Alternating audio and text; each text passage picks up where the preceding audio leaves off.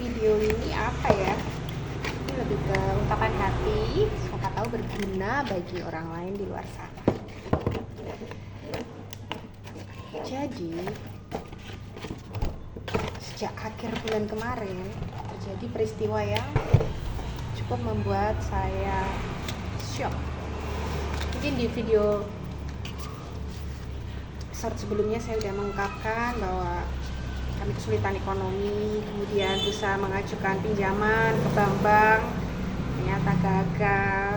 Pada akhirnya menjerumuskan kami pada pinjol. Dan itu sebenarnya sudah berlangsung hampir 1 tahun. Tapi proses membabi buta untuk pinjolnya itu berlangsung kurang lebih 4 bulan. Karena udah jadi kalau 1 tahun tuh ya 8 bulan itu kita masih dikit banget pinjolnya dan masih bisa terhandle. Tapi karena ya yang namanya pinjol pendapatannya tetap, kebutuhannya meningkat, belum bunganya pinjol, akhirnya membuat kami harus gali lubang tutup lubang. Ini sudah diprediksi sebenarnya oleh logika kami bahwa Desember itu kita bakalan kacau. Cuman masih banyak bantuan dari teman, dari saudara. Itu akhirnya kita masih bisa bertahan hingga bulan April ya, April awal. April akhir ini April akhir kemarin itu sudah sangat tidak bisa terhandle. Yang mana itu membuat sebenarnya kami menyesal ya setelah tahu bahwa harusnya utang pinjol tidak usah di-maintain. Kalau udah nggak bisa bayar ya udah berhenti dulu sambil menata ekonomi, nanti dilunasin setelah sanggup. Jadi jangan dipaksakan. Itu ya teman-teman intinya. Udah banyak kok youtuber yang mengulas tentang bagaimana kalau belum mampu membayar pinjol itu harus bagaimana. Istilahnya mungkin gagal bayar, galbay gitu ya. Tetapi ya itu persepsi masing-masing, mau galbay atau tunbay, tunda bayar ya silakan, itu perhitungan kalian sendiri. Saya hanya akan menceritakan dari sisi yang kami alami. Kami itu saya dan suami ya. Ya anak-anak tentu saja tidak ada kontribusi, mereka kan ya mereka anak-anak yang itu tanggung jawab kami. Oke. Apa ya yang ingin saya sampaikan di sini adalah saya masih bertahan. Teroran banyak dari DC karena kalian belum membayar cicilan. Saya masih bertahan. Dan saya harap teman-teman juga bertahan. Ya. Bertahan dalam artinya apa? Menjaga kewarasan, menjaga mental, menjaga hati, menjaga iman. Itu yang paling penting. Karena apa? Tuhan itu kan seperti apa ya? Bapak ya. Bapak itu kan kalau mendidik anaknya terkadang tuh keras. Kalau anaknya salahnya besar. Jadi ini adalah didikan Tuhan yang harus kita cintai. Karena Tuhan maksudnya baik. Jadi harus kuat iman bahwa di balik ini akan ada anugerah besar. Kesadaran itu yang harus dibangun ya. Kesadaran bahwa di balik ini ada anugerah besar. Jadi ini bukan akhir. Ya. Please stop mendramatisir keadaan. Oke? Dalam hati tetapkan pemikiran bahwa aku siap di dalam nama Tuhan Yesus. Kalau kalian berbeda agama lain silahkan dengan doa yang apa, tapi saya sebagai orang Kristen saya selalu mengungkapkan bahwa di dalam nama Tuhan Yesus aku mampu. Tuhan yang memampukan aku, bukan diriku sendiri. Dalam nama Tuhan Yesus aku hadapi, aku kuat. Dalam iman aku percaya pemulihan terjadi. Ya. Maaf ya, saya sambil ini betul-betul menyiapkan bungkus untuk jualan saya. 1 minggu pertama bulan Mei itu adalah minggu yang berat. Saya kalau boleh self diagnose, saya depresi, kerja nggak nyaman, nangis tiap hari. Saya nggak marah sama Tuhan ya waktu itu, lebih kepada marah pada diri sendiri. Bodoh, saya bodoh. Nanti mungkin akan saya jelaskan kebodohan itu apa, kebodohan dari kami ya. Tapi dalam video ini saya hanya ingin menyampaikan ke teman-teman, kuat dalam iman dan percaya Tuhanku besar. Dia lebih besar dari semua masalah. Oke, nanti mungkin saya akan bikin video lain tentang bagaimana kami bisa masuk ke dalam hal ini, dalam penderitaan ya. Tapi kalau saya pelajari Sedona Method dari Coach Lia dari YouTube ya, kemudian juga dari YouTuber Mas Bimo, MAST Bimo. Nah, itu beliau juga mengajarkan bagaimana tentang releasing, teknik releasing emosi. Saya ya jangan bermental kekurangan. Kalau kita merasa menderita, jadi korban, terjebak pada pemikiran hutang, itu adalah mental kekurangan. Oke, sekarang di switch, harus mental berkelimpahan ya. Susah memang, orang utangnya banyak, gimana harus men-setting pemikiran ini dengan mental berkelimpahan gitu. Proses memang, tetapi saya udah enjoy dengan mental berkelimpahan ini. Saya tinggal membuka opsi, membuka diri terhadap kemungkinan-kemungkinan rezeki dan mukjizat dari berbagai arah.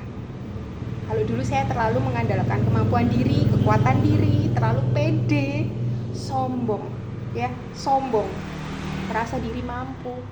Berdoa oke, beriman oke, tapi ternyata itu cuma sebatas mulut dan pemikiran saya. Hati saya belum sepenuhnya beriman, menyerahkan diri pada kekuatan Tuhan belum. Ternyata saya punya perhitungan sendiri, kurang melibatkan Tuhan. Nah, oke, mulai dari sini maafkan diri sendiri, mulai bangun mental berkelimpahan. Caranya gimana? Seperti Mas Bimo bilang ya, mulai dengan ucapan syukur. Masih banyak hal yang disyukuri, tapi syukur yang nggak boleh membandingkan ya. Kalau syukur membandingkan itu jadinya sombong. Oke, syukurnya gini, misalnya kita jalan kepikiran utang, tapi harus di switch ini, puji Tuhan, alhamdulillah masih bisa naik motor. Udah stop di situ. Jangan bilang masih bisa naik motor daripada orang itu jalan kaki, daripada dia naik sepeda. Nggak boleh, itu sombong. Harus di stop di pemikiran apa yang kita punya, apa yang kita dapatkan, kayak gitu ya.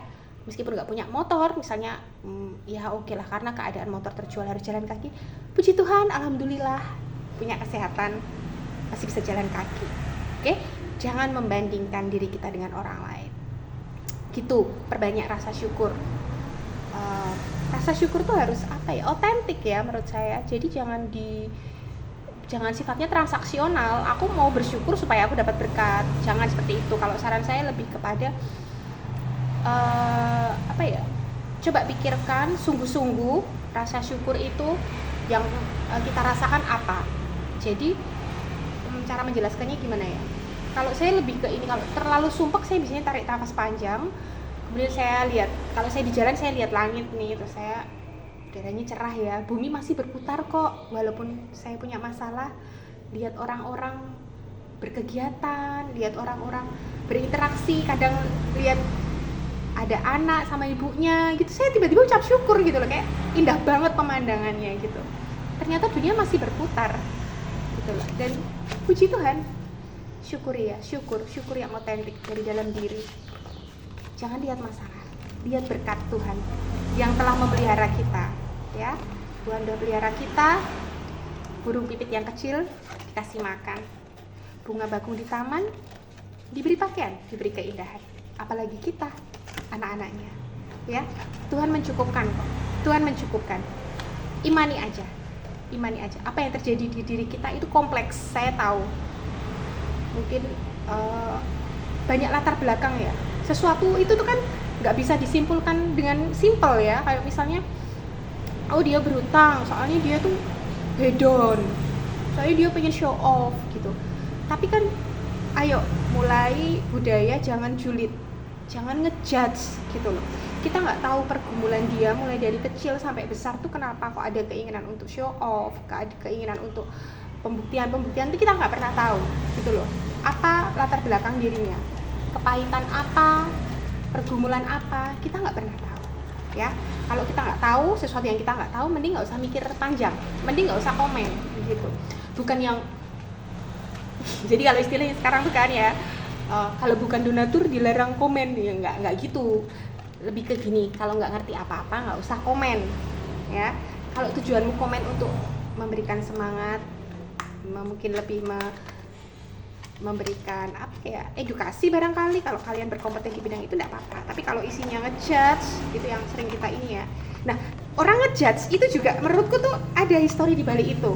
Jadi kalau ada orang ngejudge tuh ya di YouTube atau di medsos apapun, saya lebih sukanya lihat gini, kenapa ya orang ini kok ngejudge, kenapa ya orang ini kok omongannya pedes gitu loh. Kadang saya suka sedih aja gitu loh, sesama manusia bisa-bisanya ngatain orang lain gitu, sesama manusia bisa-bisanya ngejulitin orang lain. Kita tuh manusia loh, hidup di bumi yang sama, kita diciptakan oleh Tuhan dengan segala keindahannya, semua diciptakan baik gitu. Jadi jangan menurunkan nilai kita dengan berkomentar jelek, dengan ngejudge kehidupan orang lain yang kita mungkin hanya tahu permukaannya aja ya. Ingat, segala sesuatu itu kompleks, perjalanan hidup manusia itu kompleks. Coba lihat diri kita deh, kalau kita melakukan kesalahan mungkin sebabnya nggak cuma satu, mungkin sebabnya belasan tahun, puluhan tahun proses hidup. Ini nanti akan saya jelaskan di nanti video selanjutnya ya. Saya akan bercerita hal yang cukup personal, tapi saya ingin berbagi karena ini indah. Saya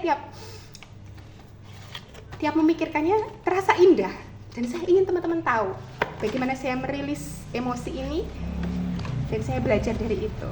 Kayaknya udah gitu dulu ya, udah 12 menit videonya, nggak ada edit. Saya nggak punya waktu untuk ngedit, mohon maaf. Jadi saya itu jualan makanan. Dulunya saya pegawai kantor. Akhir tahun kemarin saya keluar karena ya ada hal apa nggak tahu, nanti saya jelaskan atau enggak ya. Mungkin saya akan mulai menjelaskan. Terkadang gini loh, menurutku tuh aku pengen sharing cerita hidupku bukan karena aku tuh merasa hidupku tuh hebat, bagus atau apa, tapi aku pengen teman-teman tuh bisa melihat barangkali ada yang bisa dipelajarin gitu loh gitu. Jadi ya nggak apa-apa, aku terbuka untuk kritik. Kalau misalnya ternyata pilihanku salah, pemikiranku salah gitu kan. Kadang gini, mentor tuh kan nggak cuman dari orang yang kita tunjuk ya kayaknya dia bagus, keren dan sebagainya. Kadang kalau ada yang komentar sesuatu tuh kadang ya tak pikirin, apa iya ya kayak gitu ya gitu. Jadi nggak apa-apa, saya mungkin one day akan sharing segala sesuatunya yang terlalu pede ya kalau bilang berguna. Nggak berguna. Gini aja, mungkin berguna buat saya buat merilis ya, mungkin berguna buat anak-anak saya nanti kalau anak saya lihat video ini di masa tuanya, di masa dia dewasa, ketika pergumulan hidup tuh semakin kompleks ya. Bagaimana untuk senantiasa bersyukur, memiliki pola hidup kelimpahan, itu yang paling utama gitu teman-teman. Jadi sekian video dari saya Carang Hidup, undur diri. Carang hidup, carang itu adalah cabang yang hidup dari kasih Tuhan. Jadi kalau di Alkitab sebagai orang Kristen saya bilang ya, ada lagu gini, Yesus pokok dan kitalah carangnya, tinggallah di dalamnya. Yaitu Yesus pokok dan kitalah carangnya, tinggallah di dalamnya, pastilah kau akan berbuah. Nah, aku pengen jadi carang hidup, carang yang nggak dipotong sama Tuhan karena tidak memiliki makna. Tuhan itu nggak kejam. Jadi kalau perumpamaan itu, kalau pekerja kebun itu memotong rantingnya yang tidak berbuah, ya aku pengen jadi ranting yang hidup, yang berbuah. Karena itu aku bikin channel ini supaya barangkali teman-teman ada yang bisa mengambil manfaatnya. Gitu ya, sekian dari saya. Bye, Tuhan memberkati.